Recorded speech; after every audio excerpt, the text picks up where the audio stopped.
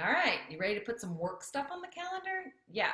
So I want you to pull out the sheet that you built before, business activities. We're going to use those things to start building that calendar.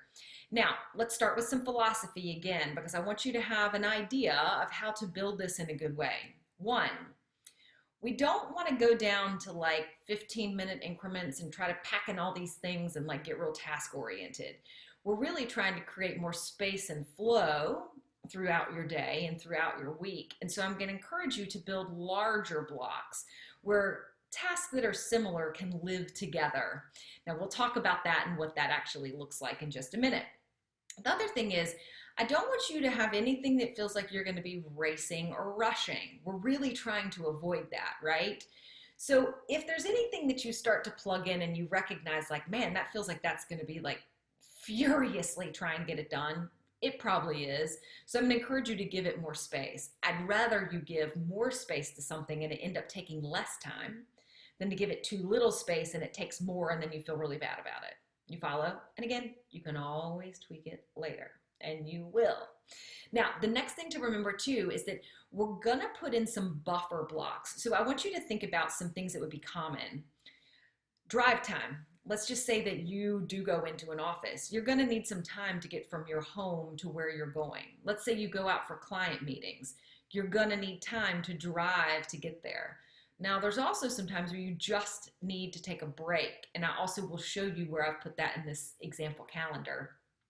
You don't want to have to go from like burning down a bunch of tasks into burning down a bunch of other tasks and not having time for your brain to really just breathe for a minute.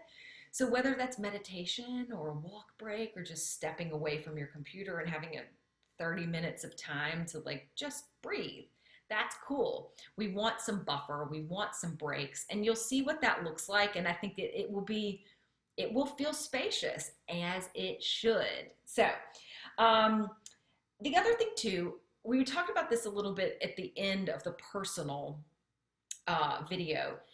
It's possible that you're going to have work weeks that look a little bit different. So in my world, when we have mastermind group meetings, they happen every other week. So my Wednesday looks different every other week, and I really need to build my calendar to support that. So I have 2 different weeks. My personal life looks the same, but my work week looks different. So as you think about your work week right now and the activities that you know you're getting ready to plug in, you may be already thinking, gosh, there's some activities that just simply aren't happening every week, but they do happen every 2 weeks or they happen every 3 weeks, and that's fine. So create as many versions of this as you need to, if it makes sense, or just put those notes in your calendar where it could be like week 1 it's this, but week 3 it's this other thing. Do you follow me? I want you to have that flexibility to build it in the way that you need so that it really works for you. Okay, let's do this. Let's hop into the calendar. I'm going to show you what it looks like, and then you guys are going to get to build your own. Okay?